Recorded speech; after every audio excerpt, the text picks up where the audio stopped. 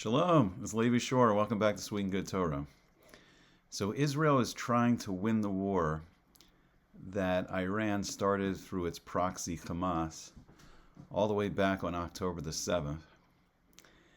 And Baruch Hashem, it seems so far that Hashem is doing great miracles for the Jewish people. And it seems as miraculous right now as in 1967, as in the Six-Day War. And thank God, unfortunately, right, there has been some people that have lost their lives in Israel, but so far it's been extremely successful. It's been miraculously successful. And Israel has managed to start hitting the nuclear, the targets to take out Iran's nuclear program, taking out some of the top leadership in Iran, and then hopefully starting to stop or destroy a lot of their ballistic missiles from coming back. And these missiles that Iran is shooting into Israel, I mean, this is the really serious stuff. This is not the Qassam rockets coming out of Gaza from Hamas. These are the ballistic missiles, long range. They can hold very powerful warheads. And some of them have been reported as even being hypersonic, extremely fast, hard to shoot down by the missile defense systems. But miraculously, even though they're shooting these into civilian populations, fortunately not many have got through in a miraculous manner, and fortunately not many people have been killed, even though it's horrible that some people have been killed. But this is unfortunately, it's far from over, and really everyone there and the Jewish people around the world, they really need all the Jewish people to need as much prayers, as much tefillah, people reading Tehillim, people taking on mitzvos to build the merit to win this and destroy Iran's nuclear program, and people learning Torah. And then we still can't forget, I even lost track. I mean, I think we could be around day 618 from October the 7th, and there's still hostages in Gaza that need to be freed, and unfortunately there's still soldiers losing their lives fighting in Gaza. So this has been going on a long time. But what's behind it all? Why is Hashem bringing on this war? Why is Iran? Why are they like fanatically? Why is the Ayatollah Khamenei? Why is his main obsession just trying to destroy Israel? So it's not normal. Unfortunately, we've experienced anti-Semitism for 4,000 years. So it's like, okay, someone else hates us. But if you think about it, it's not normal. It's not normal for this country, instead of like developing their own infrastructure and developing their own businesses and doing the best for the citizens of their country. It's not normal for one country to be so obsessed with destroying another. So we just take it for granted, but it's very strange. It's a very strange thing that they would go to all these lengths to build nuclear weapons. And then I think there was reports that they had a plan and they wanted all their proxies, like 10,000 soldiers, to invade Israel, probably from Hamas, Hezbollah, maybe from Iraq, maybe from Syria. I don't know. Just they wanted like massive invasion in all directions, and then Iran would bombard Israel with like a nuclear weapon and ballistic missiles. So they had a plan to completely destroy Israel, and Baruch Hashem, so far their plan seems to be failing miserably. But what's the reason behind it all? What's the spiritual reason that all this is happening? What's the message that Hashem's trying to send us? So I think we can get a couple clues, and one of the clues is who's doing it, and the fact that this is coming from Iran, and in the ancient world they were the Persian Empire and they dominated most of the world. So we have a clue there, and we have a clue from the holiday of Purim and the Megillah Esther, and then we have a clue of when did this all start. And this all began on it was Shabbos. It was Simchas Torah.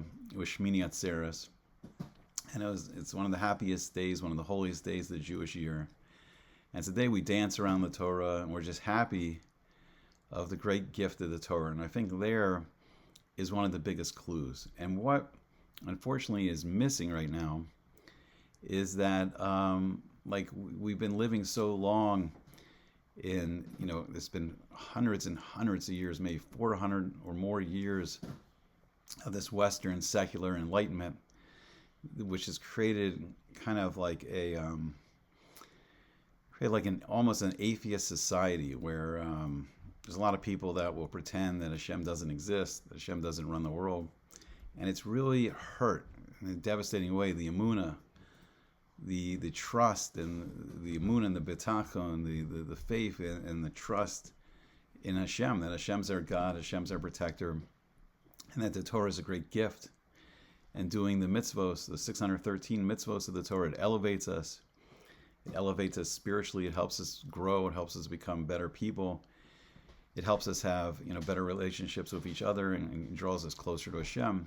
And unfortunately, we've really been affected by this so-called enlightenment. And it's strange. We live in a time where most Jewish people don't celebrate all the Jewish holidays. I mean, how crazy is that all the Jewish people aren't celebrating Simchas Torah, right? Once again, that seems normal, but everything's upside down. So I believe the spiritual reason for this war, the main goal, I would think, is a reawakening of the Jewish people, to do teshuvah, to come close to Hashem again, to come close to His Torah, to reach a point where finally all the Jewish people will be dancing again on Simchas Torah. So I think that's the disconnect. And we see the same clue with who's behind it all. Iran, the Persian Empire. And what's the clue? The clue is that in the days of Mordecai and Esther, when Achashverosh was the king of the Persian Empire, he threw this huge party, 100-day party, and he was celebrating that the Jewish people would not be redeemed. There was a famous prophecy from Yirmiyahu Hanavi, Jeremiah the prophet, and Hashem told us that after we were exiled to Babylon, the Babylonian Empire, after 70 years we would eventually we would be free. And Achashverosh threw a huge party because he miscalculated the 70 years, and he was celebrating that the Jewish people would never be free, would never rebuild the temple, and would never return to Eretz Yisrael, would never return to the land of Israel. So Hashem, he used this, and all the events that are written about in the Megillah, in the Megillah Esther, that we see the wicked Haman, he rises to power, becomes second in command, becomes like the viceroy of the Persian Empire, and he has a plan to completely kill all the Jewish people. But what happens is Hashem uses this to scare us, and Mordecai and Queen Esther, they lead the Jewish people to do teshuvah, to fast.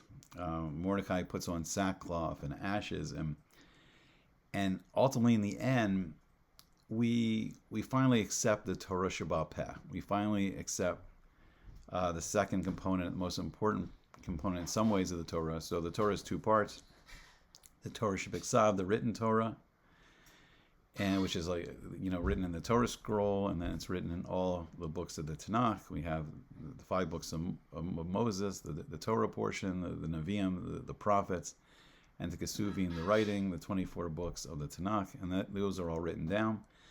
But then we need the Torah Sheba'al Peh, which was an oral tradition taught generation after generation, and it tells us how to do the mitzvahs.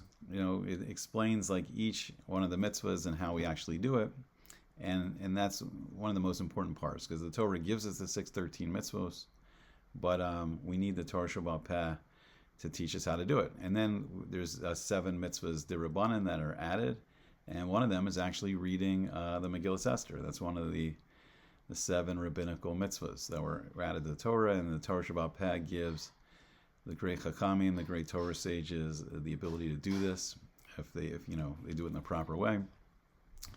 So I think what's happening here is this is all about a reawakening in the Jewish people, and these events started a while ago, and it's going on, and Baruch Hashem, it does seem to be right now a miraculous victory, but it's going to be a long process, and unfortunately, I don't think Iran's going away.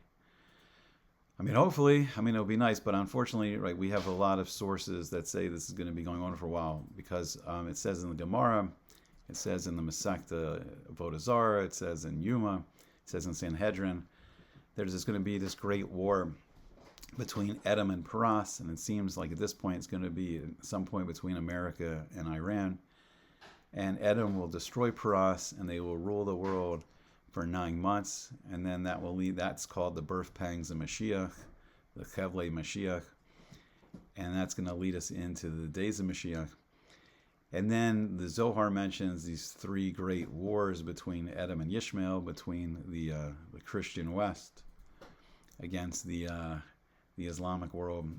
So unfortunately, this seems to be the beginning, not the end. But we can really appreciate that it has been miraculous so far, and we can see the great protection of Hashem, and hopefully Israel will be able to destroy as well as they can Iran's nuclear program, which would be a huge help. And hopefully we can finally see the rescue of the hostages from Gaza, which would be tremendous. And most important, hopefully we can see the reawakening of the Jewish people and a return to our love of Torah and the mitzvos, and we can grow close again as that special nation, and our special relationship to Hashem. And we can reawaken the whole world and bring the whole world closer to Hashem. Okay, and one last thing I forgot to mention, which is also interesting. The year was also very important of October the 7th, because it happened in the year 2023 of our current Roman exile. But if we go back to the years dating from after creation, so for instance, Abraham was born in 1948, the year after creation, and in the year of 2023, that is the year of the Bris Bein Habasarim. It's actually the year that Abraham made the covenant with Hashem. And then in our year here, 2023, of this Roman exile, we see that October the 7th attack happened. So I think that year also has great significance, showing that all these events are leading and pushing us and awakening the Jewish people to our return to the Torah, our return to the mitzvos, and our return that Hashem, and the whole world will know that Hashem is our God. Okay, I hope you enjoyed it, and I hope to see you back again soon on Sweet and Good Torah.